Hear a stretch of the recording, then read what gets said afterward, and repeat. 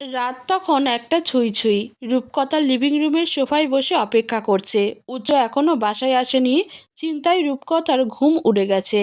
অন্যদিন হলে এতক্ষণে গভীর ঘুমে আচ্ছন্ন থাকতো মেয়েটা, তবে আজকের চিত্র ভিন্ন।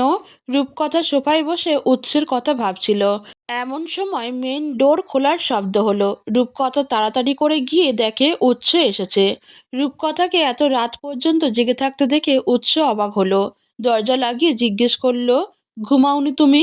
রূপকথা বলল, হ্যাঁ এই তো, চোখ মেলে দাঁড়ায় দাঁড়াই কথা বলতে বলতে ঘুমাচ্ছি। তা বলছি, আজকের বাসায় আসলেন কেন? সন্ধ্যা থেকে যেখানে ছিলেন সেখানেই থাকতেন। উৎস বাসার ভেতরে ঢুকতে ঢুকতে বলল, যেখানেই ছিলাম, যে কাজে ছিলাম, সে কাজ শেষ, তাই নিজ নিরে ফিরে এলাম। রূপকথা বলল, কোথায় যাচ্ছেন? সন্ধ্যা থেকে কোথায় ছিলেন আগে তার উত্তর দিয়ে যান। উৎস বলল, একটা কাজে গিয়েছিলাম। রূপকথা বলল, কি কাজে? উৎস রূপকথার প্রশ্নটা পুরোপুরি উপেক্ষা করে জিজ্ঞেস করলো, রাতে খেয়েছো তুমি? রূপকথা বলল, আমার উত্তর তো এটা না। উৎস লিভিং রুমের সোফায় গিয়ে বসলো। জিজ্ঞেস করলো, এখনো ঘুমাওনি কেন? রূপকথা বলল, প্রশ্নের উত্তরে প্রশ্ন হয় না, উত্তর হয়। কোথায় গিয়েছিলেন সেটা বলুন। আমাকে না বললে কিন্তু আমি আপনার মাকে ডাকবো। উৎস বলল, তুমি আসলেই একটা নাছোড়বান্দা। রূপকথা বলল, ঠিক আছে, আপনার মাকে ডাকছি। এটা বলে রূপকথা আয়েশা বেগমের রুমের দিকে হাঁটা ধরল। উৎস তাড়াতাড়ি করে উঠে রূপকথার সামনে গিয়ে দাঁড়ালো। বলল, আমাদের বৃদ্ধাশ্রমে গিয়েছিলাম। রূপকথা জানতো না উৎসদের যে বৃদ্ধাশ্রম আছে। রূপকথা জিজ্ঞেস করলো, এত রাতে হঠাৎ? উৎস বলল, বৃদ্ধাশ্রমের যিনি দেখাশোনা করেন তার ওয়াইফ ওয়াশরুমে পড়ে মাথা ফাটিয়ে ফেলেছিল, ওনাকে হাসপাতালে নিয়ে গিয়েছিলাম। রূপকথা বলল, কথাটা ফোন করে বলে দেওয়া যেত না? আপনার মা কতবার কল দিয়েছে, ধরেননি কেন? উৎস বলল, ফোন সাইলেন্ট ছিল, আর ফোন আমার কাছে ছিল না। রূপকথা জিজ্ঞেস করলো, ফোন কার কাছে ছিল? উৎস বলল, নার্সের কাছে ছিল। রূপকথা অবাক হয়ে জিজ্ঞেস করলো, মানে কি, আপনার ফোন নার্সের কাছে কেন? উৎস বলল, যার মাথা ফেটে গিয়েছিল তার রক্তের প্রয়োজন ছিল। রূপকথা বলল, রক্তের সাথে আপনার ফোন নার্সের কাছে থাকার কি সম্পর্ক? উৎস বলল, কারণ রক্ত আমি দিয়েছি। রূপকথা বলল, ও আচ্ছা। উৎস বলল, হয়েছে এবার শান্তি? রূপকথা বলল, খুব। উৎস জিজ্ঞেস করলো, রাতে খেয়েছো? রূপকথা বলল, না, আপনিও তো মনে হয় খাননি। উৎস বলল, সার্ভেন্টকে ডেকে বলো খাবার গরম করে টেবিলে এনে রাখতে, আমি ফ্রেশ হয়ে আসছি। এটা বলে উৎস চলে গেল। রূপকথা সার্ভেন্টদের ডাকতে গিয়ে আবার থেমে গেল। ভাবলো, এখন ডাকাটা ঠিক হবে না। সারাদিন পরিশ্রম করে ক্লান্ত শরীর নিয়ে ঘুমিয়ে পড়েছে হয়তো। থাক, তার থেকে আমিই গরম করে নিচ্ছি। এরপর রূপকথা ধীরে ধীরে নিজেই সব খাবার গরম করে টেবিলে এনে রাখলো। এরপর একটা চেয়ার টেনে বসে উৎসের জন্য অপেক্ষা করতে লাগলো। প্রায় আধা ঘন্টার মাথায় উৎস নিচে নামলো। রূপকথা জিজ্ঞেস করলো, এতক্ষণ কি করছিলেন? উৎস একটা চেয়ার টেনে বসে বলল, হাসপাতাল থেকে এসেছি, স্নান না নিলে কেমন যেন লাগছিল। রূপকথা আর কিছু না বলে উৎসের প্লেটে খাবার তুলে দিল। এরপর নিজেও খাওয়া শুরু করলো। খাওয়া শেষ হতেই উৎস বলল, প্লেট বাটিগুলো কিচেনে রেখে দাও, সকালে সার্ভেন্টরা ধুয়ে নিবে। রূপকথা উৎসের কথা মতো প্লেট বাটিগুলো কিচেনে রেখে আসলো। উৎস বলল, নাও এবার ঘুমাতে চলো, সকাল 10টা থেকে ক্লাস আছে তোমার। রূপকথা বলল, কালকের ক্লাস করব না, এতক্ষণও ঘুমাতে যাচ্ছি, উঠবো কতক্ষণে? উৎস কিছু না বলে রুমে চলে গেল। পিছন পিছন রূপকথাও গেল। উৎস রুমে এসে বিছানায় গা এলিয়ে দিল।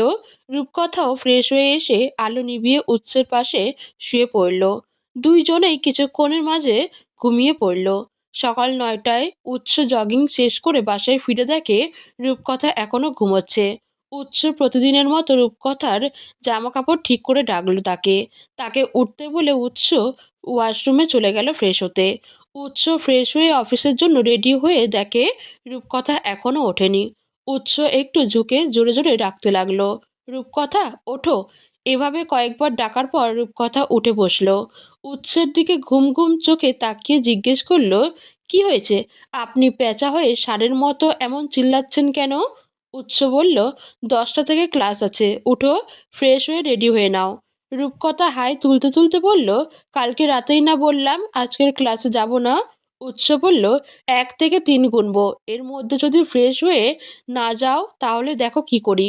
রূপকথা বলল, কি করবেন? উৎস হাতে পানির মগটা নিয়ে বলল, কি করব দেখবে? রূপকথা তড়িঘড়ি করে বলল, আরে আজব, যাচ্ছি তো। উৎস বলল, তোমাকে কলেজে নামিয়ে দিয়ে আমি অফিস যাব, প্লিজ তাড়াতাড়ি করো। রূপকথা বলল, আমার কলেজের ইউনিফর্ম, ব্যাগ এসব কিচ্ছু নেই। উৎস বলল, ওয়ার্ড্রবের পাশে নিচে দেখো, কয়েকটা শপিং ব্যাগ আছে, শপিং ব্যাগগুলোতে তোমার যা যা লাগবে সব আছে। নাও এবার উঠে তৈরি হয়ে আমাকে উদ্ধার করো। রূপকথা নীরবে কিছুক্ষণ উৎসের দিকে তাকিয়ে রইল। ভাবলো এই লোক এত কিছু কখন নিয়ে আসলো। এরপর আস্তে ধীরে উঠে ওয়াশরুমে চলে গেল ফ্রেশ হতে। ততক্ষণে উৎস রেডি হয়ে বের হয়ে ব্লেজারটা নিয়ে নিচে চলে গেল।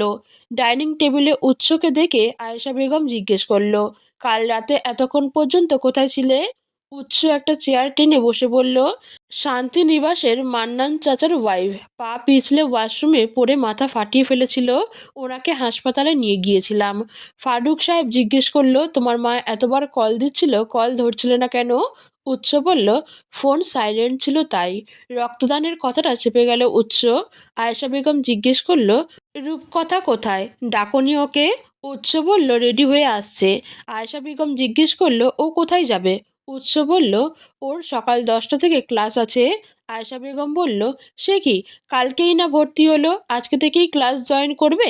উৎস কিছু বলল না। একজন সার্ভেন্ট এসে তার নাস্তা দিতে যেতেই সে আপন মনে নাস্তা করতে লাগলো। উৎস সকালে ডিম, দুধ, ওটস, স্মুদি এসবই খায়। এছাড়া সারাদিনও সে অস্বাস্থ্যকর খাবার এড়িয়ে চলার চেষ্টা করে। রূপকথা কাঁধে ব্যাগ ঝুলে নিয়ে নিচে নামলো। টেবিলের কাছাকাছি এসে রূপকথা সবার উদ্দেশ্যে বলল, গুড মর্নিং। রূপকথার গলার আওয়াজ শুনে উৎস সেদিকে তাকালো। রূপকথার দিকে তাকাতেই উৎসর চোখ জোড়া থমকে গেল। রূপকথা পরনে সাদা থ্রি পিস, সাদা পায়জামা, সাদা বেল্ট, ক্রস বেল্ট, সাদা অ্যাপ্রন, সাদা হিজাব, সাদা স্নিকার্স। গায়ের রঙের সঙ্গে ইউনিফর্মের কালারটা ম্যাচিং হয়ে গেছে। তাকে দেখে মনে হচ্ছে এই মাত্র আকাশ থেকে একটা স্নিগ্ধ শুভ্র পরী নেমে এসেছে। উৎসকে এভাবে তাকিয়ে থাকতে দেখে কিছুটা অপ্রস্তুত হয়ে গেল রূপকথা। উৎস বড়দের সামনে এভাবে তার দিকে তাকিয়ে আছে দেখে সত্যিই রূপকথার লজ্জা লাগছে। উৎস এভাবে তাকিয়ে থাকা চোখ এড়ায়নি কারো। ফারুক সাহেব বলল, বাবা উৎস, আগে খেয়ে নাও, তারপর মন ভরে বউকে দেখো। বাবার কথায় উৎসর হুঁশ ফিরল, তবে কোনো প্রতিউত্তর করল না। অন্যদিকে ফারুক সাহেবের কথা শুনে রূপকথা তো পারছে না লজ্জায় মাটির নিচে ঢুকে যেতে। আয়েশা বেগম অনেক কষ্টে হাসি আটকিয়ে রূপকথাকে বলল, হয়েছে, আর লজ্জা পেতে হবে না, এবার খাওয়া শুরু করো। বের হতে হবে তো, 10টা থেকে না ক্লাস? রূপকথা মাথা নাড়িয়ে খাওয়া শুরু করলো। উৎসর খাওয়া শেষ হতেই রূপকথাকে তাড়া দিয়ে বলল, তাড়াতাড়ি খাওয়া শেষ করে বাইরে আসো, আমি গাড়ি বের করছি। এরপর বাবার উদ্দেশ্যে বলল, দুপুর 12টা থেকে রয়্যাল গ্রুপের সঙ্গে মিটিং আছে, আপনাকে মেল করা হয়েছে, পারলে একটু উপস্থিত থাকার চেষ্টা করবেন। ফারুক সাহেব বলল, 11টার দিকে আমি অফিসে আসছি। উৎস বলল, ঠিক আছে। ফারুক জাওয়াদের বয়স হওয়াতে তিনি এখন আর আগের মতো প্রতিদিন অফিসে যেতে পারেন না। উৎস সব কিছুই দেখাশোনা করে, তবে গুরুত্বপূর্ণ কোনো মিটিং থাকলে অফিস থেকে তাকে মেইল পাঠানো হয়, এটা বলে যে তিনি যেন উপস্থিত থাকার চেষ্টা করেন। এই যেমন আজকেও উৎসের অফিসে একটা মিটিং আছে রয়্যাল গ্রুপের সঙ্গে। রূপকথা যেটুকু পেরেছে খেয়ে শ্বশুর শাশুড়ির সঙ্গে বিদায় নিয়ে ছুটল উৎসর কাছে। ততক্ষণে উৎস গ্যারেজ থেকে গাড়ি বের করে অপেক্ষা করছে তার জন্য। রূপকথা আসতেই উৎস জিজ্ঞেস করলো, এতক্ষণ লাগে আসতে, কি করছিলে এতক্ষণ? রূপকথা ব্যাগটা গাড়ির পিছন সিটে রেখে হাসি মুখে বলল, ঘোড়া ডিম দিচ্ছিল, সেটাই দেখছিলাম এতক্ষণ। উৎস আর কিছু না বলে ড্রাইভিং সিটে গিয়ে বসলো।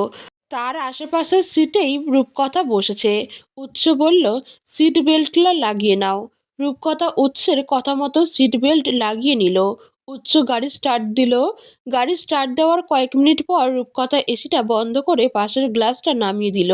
রূপকথার কার্যকলাপগুলো দেখেও উৎস কিছু বলল না, যেটা দেখে রূপকথা ভীষণ অবাক হলো। সেও উৎসর ঝাড়ি খাওয়ার জন্য এক প্রকার তৈরি ছিল। রূপকথা ভাবল, লোকটা আজকে হঠাৎ এত ভালো হয়ে গেল কিভাবে। উৎস রূপকথাকে খোঁচা দিয়ে বলল, দেখো, আবার ক্লাসের মাঝে ঘুমিয়ে পড়ো না যেন। রূপকথা বলল, এমনভাবে বলছেন যেন আমি সারাদিন যেখানে সেখানে ঘুমাই। উৎস কিছু বলল না, সে জানে এই মেয়ের সঙ্গে কথায় পারা যাবে না। কলেজের সামনে এসে উৎস গাড়ি থামালো। রূপকথা পিছনের সিট থেকে ব্যাগটা নিয়ে বলল, আমি বাসায় যাব কিভাবে?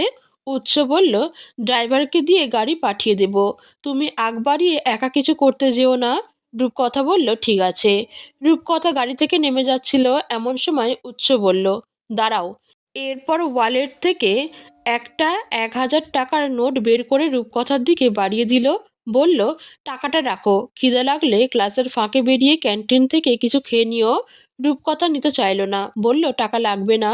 উৎস বলল, না লাগলেও নিজের কাছে রাখো। রূপকথা নিতে না চাইলেও উৎসর জোরাজুরিতে নিতে হলো।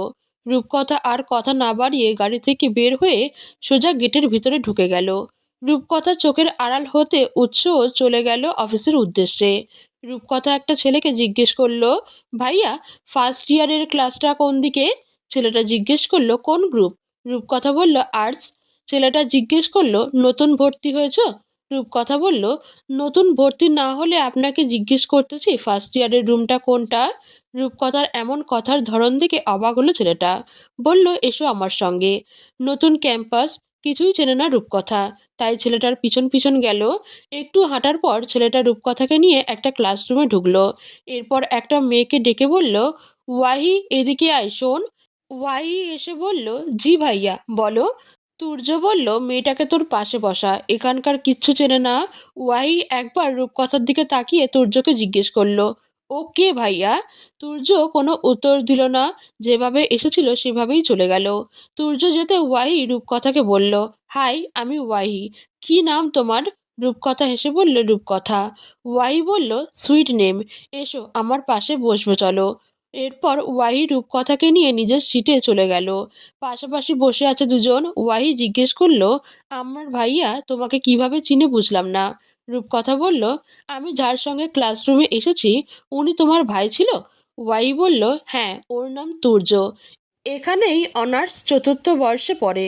রূপকথা এবার প্রথম থেকে ক্লাসরুমে আসা পর্যন্ত সবটা বলল। ওয়াহি বলল, তুমি তো মেবি আগে অন্য কোনো কলেজে ছিলে, এখানে ট্রান্সফার হলে কেন? সে যে বিবাহিত কথাটা পুরোপুরি চেপে গেল রূপকথা। বলল, এমনি। তোমার বাসা কোথায়? ওয়াহি বলল, গুলশান। তোমার? রূপকথা বলল, বাড়িধারা। এর মধ্যেই ক্লাসে একজন ম্যাম চলে আসলো। রূপকথা এবং ওয়াহি সবগুলো ক্লাস মনোযোগ সহকারে শেষ করলো, তবে ফাঁকে ফাঁকে অনেক গল্পও করেছে। ওয়াহির সঙ্গে পরিচয় হয়ে রূপকথা খুশি হলো। কলেজ ছুটির পর ওয়াহি জিজ্ঞেস করলো, তোমার ফেসবুক অ্যাকাউন্ট আছে? রূপকথা বলল, না, হোয়াটসঅ্যাপ আছে। ওয়াহি বলল, তাহলে নাম্বারটা দাও, আমি বাসায় গিয়ে হোয়াটসঅ্যাপে অ্যাড করে নেব। রূপকথা নাম্বারটা দিল। এরপর দুজন কলেজ থেকে বের হলো। রূপকথা গেটের বাইরে আসতেই তার সামনে একজন ড্রাইভার এসে বলল, ম্যাম, স্যার গাড়ি পাঠিয়েছে। ওয়াহি রূপকথাকে জিজ্ঞেস করলো, তুমি গাড়িতে আসা যাওয়া করো? রূপকথা ওয়াহির এই কথার উত্তর দিল না। বলল, আচ্ছা যাই তাহলে, বাসায় গিয়ে মেসেজ দিও। এটা বলে রূপকথা গাড়িতে উঠে গেল। এরপর ওয়াহি রিক্সার জন্য দাঁড়িয়েছিল। এমন সময় তুর্য এসে বলল, বাইকে ওঠো। ওয়াহি বাইকের পিছনে উঠে বসলো। এরপর জিজ্ঞেস করলো, তুমি না বাসায় চলে গিয়েছিলে, আবার কেন এসেছো? তুর্য বলল, তোকে নিতে এসেছি। রূপকথা বাসায় আসতেই দেখে আয়েশা বেগম লিভিং রুমে ফোন দেখছে। রূপকথাকে দেখে তার দিকে তাকিয়ে বলল, এসে গেছো তুমি? রূপকথা হেসে বলল, জি। আয়েশা বেগম জিজ্ঞেস করলো, ক্লাস কেমন লাগলো? রূপকথা বলল, ভালোই, তবে ফুল ক্লাস করা ছাড়া বের হতে দেয় না। আয়েশা বেগম বলল, এটাই তো ভালো। আচ্ছা যাও, একটু জিরিয়ে শাওয়ার নিয়ে নাও, দুজন একসঙ্গে লাঞ্চ করব। রূপকথা আয়েশা বেগমের সঙ্গে কথা বলে রুমে যাচ্ছিল, এমন সময় একজন সার্ভেন্ট এসে তার হাতে এক গ্লাস শরবত দিয়ে বলল, ম্যাম, এটা খেয়ে নিন, ভালো লাগবে। রূপকথা শরবতটা খেয়ে রুমে চলে আসলো। এই টাইমে উৎস সচরাচর বাসায় থাকে না। আজকে ফারুক সাহেবও নেই, তাদের জন্য ড্রাইভারকে দিয়ে লাঞ্চ পাঠিয়ে দেওয়া হয়েছে। রূপকথা ব্যাগটা টেবিলে রেখে হিজাব বেল্টগুলো খুলে বিছানায় রাখলো। এরপর ওয়াশরুমে চলে গেল শাওয়ার নিতে। ঝটপট শাওয়ার নিয়ে চুলে টাওয়াল পেঁচিয়ে গলায় ওড়নাটা ঝুলিয়ে নিচে গেল রূপকথা। রূপকথাকে দেখেই সার্ভেন্টরা টেবিলে খাবার এনে রাখলো। আয়েশা বেগম রুমে ছিল। রূপকথা গিয়ে ডেকে আনলো। এরপর দুজন বসে লাঞ্চ করে নিল। রূপকথা লাঞ্চ শেষ করে রুমে এসে বিছানায় গা ছেড়ে দিল। শরীর ভীষণ ক্লান্ত লাগছে তার। শোয়ার কিছুক্ষণের মধ্যেই চোখ লেগে আসলো। সন্ধ্যায় 7টায় উৎস বাসায় আসলো। রুমে এসে দেখে পুরো রুম অন্ধকার। উৎস রুমের লাইট জ্বালাতেই তার চোখে প্রতিদিনের মতো একই দৃশ্যই ধরা দিল। উল্টা পাল্টা হয়ে ঘুমিয়ে আছে রূপকথা, পুরো বিছানায় জুড়ে তার কলেজ ড্রেস। উৎস গা থেকে ব্লেজারটা খুলে রুমের সিঙ্গেল আলনাতে রাখলো। এরপর রূপকথার জামাটা ঠিক করে দিয়ে ডাকলো তাকে। কয়েকবার ডাকার পর রূপকথা ঘুম ঘুম চোখে তাকিয়ে জিজ্ঞেস করলো, কয়টা বাজে? উৎস বলল, 7টা। রূপকথা বলল, ও আচ্ছা, বলে আবার চোখ বন্ধ করে নিল। উৎস বলল, মাথা থেকে তো টাওয়ালটাও খোলনি এখনো। রূপকথা কিছু বলল না, হয়তো উৎসর কথাগুলো তার কান পর্যন্ত পৌঁছায়নি। উৎস কিছুক্ষণ চুপচাপ রূপকথার দিকে তাকিয়ে রইল, এরপর ওয়াশরুমে চলে গেল ফ্রেশ হতে। কিছুক্ষণ পর উৎস ফ্রেশ হয়ে এসে দেখে রূপকথা এখনও ওঠেনি। উৎস এবার বাঁকা হেসে পাশের টি টেবিল থেকে পানির গ্লাসটা হাতে নিল। এরপর হাতে এক চোষ পানি নিয়ে রূপকথার মুখে ছুঁড়ে মারল। হঠাৎ মুখে পানি পড়তে রূপকথা তড়িঘড়ি করে উঠে বসলো। এরপর ওড়না দিয়ে মুখটা মুছতে মুছতে তেজি কণ্ঠে বলল, আজব, সবসময় এমন ফাজলামি ভালো লাগে না। উৎস গম্ভীর মুখে জিজ্ঞেস করলো, কয়টা বাজে? রূপকথা বলল, আমি কিভাবে জানবো কয়টা বাজে? উৎস বলল, 7টা বাজে। আজকে না ক্লাস করছো? রূপকথা বলল, হ্যাঁ। উৎস ধমক দিয়ে জিজ্ঞেস করলো, তো পড়ালেখা নেই? এতক্ষণ পর্যন্ত পড়ে পড়ে ঘুমাচ্ছ কেন? রূপকথা বলল, তাই বলে আপনি আমার সঙ্গে এভাবে কথা বলবেন? উৎস বলল, কিভাবে কথা বলছি?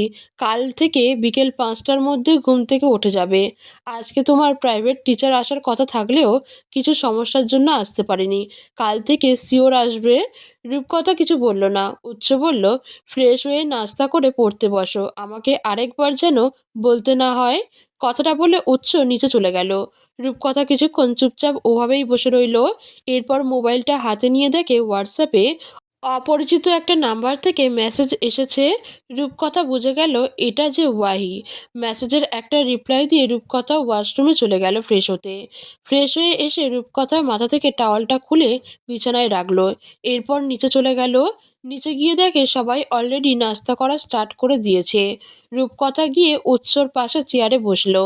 তাকে দেখে ফারুক সাহেব হাসি মুখে জিজ্ঞেস করলো, কলেজে ফার্স্ট ডে কেমন কাটলো মা? রূপকথা হাসি মুখে বলল, জি, ভালো কেটেছে। রূপকথা দেখলো আজকে টেবিলে উদয়ও আছে। ছেলেটাকে রূপকথার একদম সহ্য হয় না। ছেলেটাকে কেমন যেন খাইয়া ফেলমু। লুকে তাকায় তার দিকে। রূপকথা নাস্তা করে রুমে চলে গেল।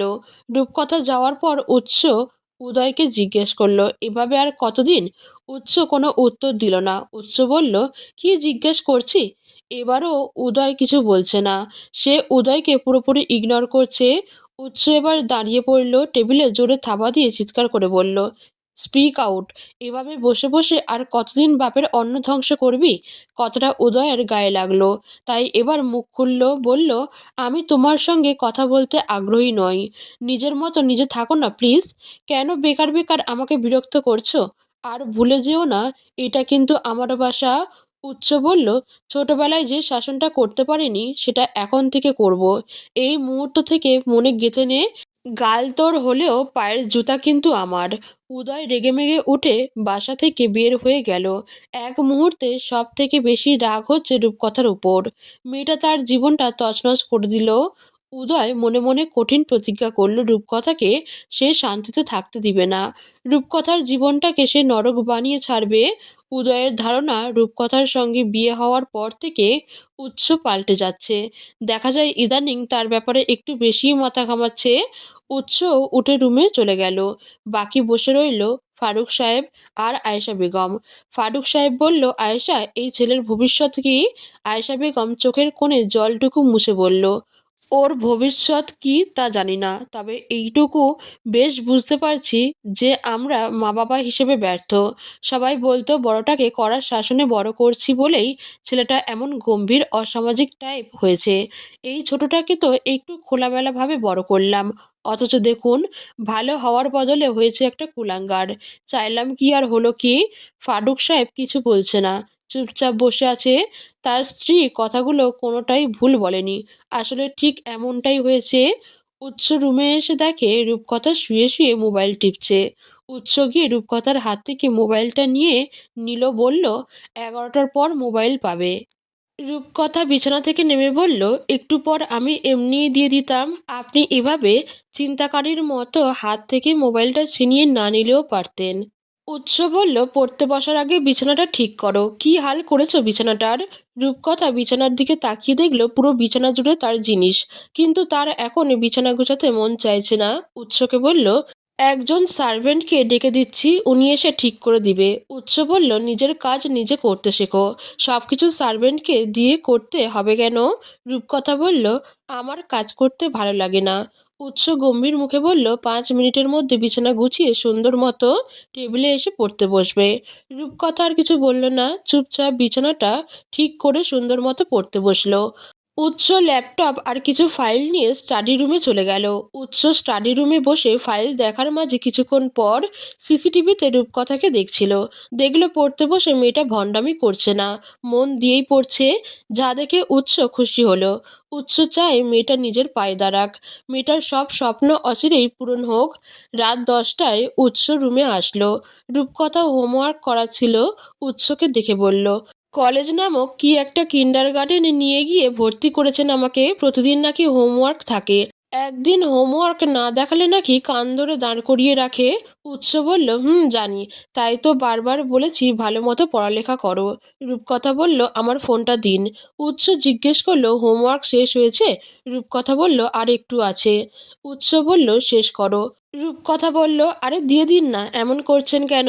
উৎস বলল, এখন তোমার হাতে ফোন দিলে তুমি বাকি হোমওয়ার্কটুকুও শেষ করতে পারবে না, তাই বলছি আগে পুরোটা শেষ করো। রূপকথা বলল, আমি শিওর, আপনি টিচার হলে আপনার সব স্টুডেন্টরা আদু ভাই হতো। উৎস কোনো উত্তর দিল না, বিছানায় আধশোয়া হয়ে হেলান দিয়ে বসে মোবাইল টিপতে লাগলো। কিছুক্ষণের মধ্যে রূপকথা হোমওয়ার্ক শেষ করে উৎসের কাছে গিয়ে বলল, শেষ, ফোনটা দিন এবার।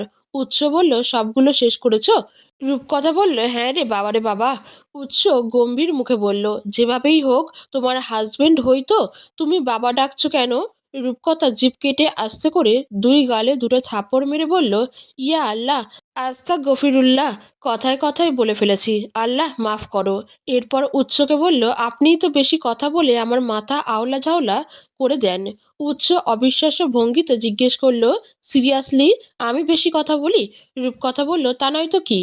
উৎস বিনা বাক্যে চুপচাপ রূপকথার ফোনটা তার হাতে দিয়ে দিল। রূপকথা ফোনটা নিয়ে মাত্র একটু আরাম করে বসছিল, এমন সময় নিচ থেকে একজন সার্ভেন্ট এসে তাদের ডিনার করতে ডাকলো। সার্ভেন্ট এসে ডেকে যেতে উৎসও নিচে চলে গেল। কিছুক্ষণ পর রূপকথাও গেল। সবার ডিনার করা শেষ, রূপকথা রুমে আসছিল, এমন সময় দেখলো আয়েশা বেগম চিন্তিত হয়ে মেইন ডোরের কাছে দাঁড়িয়ে আছে। রূপকথা গিয়ে জিজ্ঞেস করলো, ঘুমাবেন না? আয়েশা বেগম বলল, উদয়টা সেই সন্ধ্যা থেকে এখনো বাসায় আসেনি, ও আসুক। রূপকথা বলল, চিন্তা করছেন কেন? উনি তো নাকি প্রায় সময় বাসার বাইরে থাকে, আবার মাঝে মধ্যে অনেক রাত করেও নাকি বাসায় আসে। আয়েশা বেগম কিছু বলল না। রূপকথাও আর বেশি ঘাটালো না, রুমে চলে আসলো। রুমে এসে দেখে উৎস শুয়ে পড়েছে। রূপকথা জিজ্ঞেস করলো, আপনার ভাই এমন বেয়াদব কার মতো হয়েছে? উৎস বলল, জানি না। রূপকথা আর কিছু না বলে ভেংচি কেটে ওয়াশরুমে চলে গেল ফ্রেশ হতে। এরপর ফ্রেশ হয়ে এসে লাইট নিভিয়ে ড্রিম লাইট জ্বালিয়ে বিছানার অন্য পাশে গিয়ে শুয়ে পড়ল। রাত তখন 2টা ছুঁই ছুঁই। নিচ থেকে চিৎকার চেঁচামেচির আওয়াজ শুনে উৎসর ঘুম ভেঙে গেল। উৎস উঠে বিছানা থেকে নামতে নামতে রূপকথারও ঘুম ভেঙে গেল। উৎসকে জিজ্ঞেস করলো, এত চিৎকার চেঁচামেচি কে করছে? উৎস বলল, উদয়ের গলা মনে হচ্ছে, বুঝতে পারছি না, নিচে গিয়ে দেখে আসি। রূপকথা বলল, আমিও যাব। উৎস কিছু না বলে হাঁটা ধরল। রূপকথা ও উৎসর পিছন পিছন যেতে লাগলো। দুজন নিচে গিয়ে দেখে সেখানে উদয়, ফারুক সাহেব, আয়েশা বেগম সহ সার্ভেন্টরা সবাই উপস্থিত। উৎস জিজ্ঞেস করলো, কি সমস্যা, এত চিৎকার চেঁচামেচি কিসের? উদয় ছাড়া বাকিদের কারো কোনো সারা শব্দ নেই। উদয় ঢুলতে ঢুলতে রূপকথার উৎসর সামনে এসে দাঁড়ালো। এরপর হাসতে হাসতে বলল, এই মাঝরাতে সবাই মিলে তোমাদের রোমান্সের বেগার ঘাটালাম বলে খুবই কি কষ্ট হচ্ছে? উদয়ের মুখ থেকে কিসের যেন বিচ্ছিরি একটা গন্ধ আসছে। তার অবস্থা দেখে রূপকথা ভয়ে উৎসের ডান হাতের কনুই ধরতে লাগলো। উৎস গম্ভীর মুখে বলল, মুখ সামলে কথা বল। উদয় উৎসর কথায় পাত্তা না দিয়ে রূপকথাকে জিজ্ঞেস করলো, তোমার চিনি বাবা রাতে সুখ দিতে পারে? না দিতে পারলেও সমস্যা নেই, আমার কাছে আসতে পারো, আমি কিছু মনে করব না। উদয়ের কথা শুনে উপস্থিত সবার গা ঘিনঘিন করে উঠল। উৎস রাগে হাত মুষ্টিবদ্ধ করে চোখ বন্ধ করে নিল। উদয় এবার রূপকথাকে তাচ্ছিল্যের সুরে বলল, তোমার মতো বাজাইরা রাস্তার লোভী মেয়েদের আমি খুবই ভালো করে চিনি। তোমরা যার কাছে টাকা পাও তার সাথেই বিছানায় চলে যাও, যেমন আমার ভাইকে বড়লোক পেয়ে তার কাঁধে চেপে বসেছ। রূপকথা আর সহ্য করতে পারল না, না চাইতেও হাত চালিয়ে দিল উদয়ের গালে। উৎসসহ উপস্থিত সবাই রূপকথার এমন কাজে অবাক হলো। রূপকথা নিজেও অবাক। উদয় গালে হাত দিয়ে গর্জে উঠে বলল, তোর এত বড় সাহস, তুই একটা রাস্তার নর্তকী হয়ে আমার গায়ে হাত তুলছিস? উদয়ের অন্য গালে এবার উৎসর থাপ্পড় মারল। টি শার্টের কলার ধরে বলল, আমার ওয়াইফের সম্পর্কে আর একটাও বাজে কথা বললে মেরে তোর গালের চামড়া তুলে দিব আমি। উদয় বলল, ১০০ বার বলবো, ১০০০ বার বলবো, দেখি তুই কি করতে পারিস, তোর কত হ্যাডাম। রূপকথা এবার রাগে বাম পা থেকে স্পঞ্জের স্যান্ডেলটা খুলে উদয়কে বেধড়ক ফেটাতে লাগলো। আর বলতে লাগলো, আমি নর্তকী? আর তুই কি? তুই তো একটা কাপুরুষ। একটু আগে না আমার জামাই পুরুষত্ব নিয়ে কথা বলছিলি? তোর পুরুষত্ব ঠিক আছে? বিয়ের আসরে একটা মেয়েকে ফেলে এসেছিস, আবার বড় বড় কথা বলছিস? লজ্জা করে না তোর? মানুষের বাচ্চা, জানোয়ার কোথাকার। রূপকথার এই পাগলামি দেখে আয়েশা বেগম এগিয়ে আসলো। কান্না করতে করতে বলল, রূপকথা, উদয়কে ছেড়ে দাও প্লিজ, ওর নিজের মধ্যে নেই, প্লিজ ওকে ছেড়ে দাও, ও ব্যথা পাচ্ছে। উদয়কে মারতে মারতে এক পর্যায়ে রূপকথার চুল খুলে গেল, ঘেমে নিয়ে একাকার হয়ে গেল মেয়েটা। আয়েশা বেগমকে বলল, সরে যান আপনি, মনে করুন আমিও এখন নিজের মধ্যে নেই। আয়েশা বেগম উৎসকে বলল, উৎস, রূপকথাকে থামাও বাবা, মেয়েটা পাগল হয়ে গেছে, এভাবে মারতে থাকলে তো আমার ছেলেটা মরে যাবে, প্লিজ ওকে থামাও। রূপকথা বলল, জুতার বাড়ি খেয়েও কেউ মরে না, আপনি শান্ত হন প্লিজ, এভাবে চলতে থাকলে পরিস্থিতি অন্যদিকে যাবে। উৎস বুঝল এবার রূপকথাকে থামানো উচিত, তাই রূপকথাকে টেনে উদয়ের থেকে দূরে নিয়ে আসলো। বলল, রূপকথা, অনেক হয়েছে, শান্ত হও এবার। রূপকথা হাঁপাচ্ছে, কথা বলতে পারছে না। উৎস সার্ভেন্টদের বলল, কেউ এক গ্লাস পানি নিয়ে আসুন। একজন সার্ভেন্ট দ্রুত পানি নিয়ে আসতেই উৎস পানির গ্লাসটা হাতে নিয়ে রূপকথাকে পানিটুকু খাইয়ে দিল। উৎস বলল, প্লিজ শান্ত হও। রূপকথা এবার কান্না করে দিল, বলল, উনি আমাকে সবার সামনে নর্তকী বলেছে, অথচ আপনারা কেউ কিছু বললেন না। উৎস বলল, আমাদের কাউকে কিছু বলার সুযোগ দিয়েছ? তার আগেই তো তুমি ঝাঁপিয়ে পড়েছ। রূপকথার কান্না কিছুতেই থামছে না, মেয়েটা কাঁদতেই আছে। অন্যদিকে উদয় রূপকথার হাতে জুতার বাড়ি খেয়ে মাথা ঘুরে পড়ে আছে। আয়েশা বেগম সার্ভেন্টদের সাহায্যে উদয়কে তার রুমে নিয়ে গেল। ফারুক সাহেব রূপকথার পাশে এসে দাঁড়ালো। এরপর তার মাথায় হাত বুলিয়ে বলল, উদয়ের হয়ে আমি সরি বলছি মা, তুমি প্লিজ কান্না থামাও, এভাবে কান্না করলে পরে অসুস্থ হয়ে যাবে, তখন তোমার মা বাবাকে কী জবাব দেব আমরা। রূপকথার কান্না তাও থামছে না, তার কানে বারবার শুধু উদয়ের বলা কথাগুলোই বাজছে। ফারুক সাহেব উৎসকে বলল, উৎস, ওকে রুমে নিয়ে যাও। উৎস বলল, যাচ্ছি, আপনিও গিয়ে শুয়ে পড়ুন, অনেক রাত হয়েছে। ফারুক সাহেব মাথা নাড়িয়ে রুমে চলে গেল। উৎস রূপকথাকে বলল, রুমে চলো। রূপকথা কান্না করতে করতে বলল, আমি এখানে আর থাকবো না, আমাকে আমার বাসায় দিয়ে আসুন। উৎস বলল, ঠিক আছে, সকালে দিয়ে আসবো, এখন রুমে চলো। রূপকথা বলল, না, এক্ষুনি। উৎস বলল, মাথায় গ্যাস্ট্রিক উঠেছে, এই রাতের বেলায় কোথায় দিয়ে আসবো? রূপকথা বলল, ও আচ্ছা, আমার মাথায় গ্যাস্ট্রিক উঠেছে। উৎস বলল, তা নয় তো কি? রূপকথা বলল, তাহলে আর কি, আমার মাথায় তুলিটা ড্রিল মেশিন দিয়ে ফুটো করে গ্যাস বের করার ব্যবস্থা করুন। উৎস না চাইতেও হেসে দিল, বলল, যা করার সব সকালে করব, এখন প্লিজ রুমে চলো।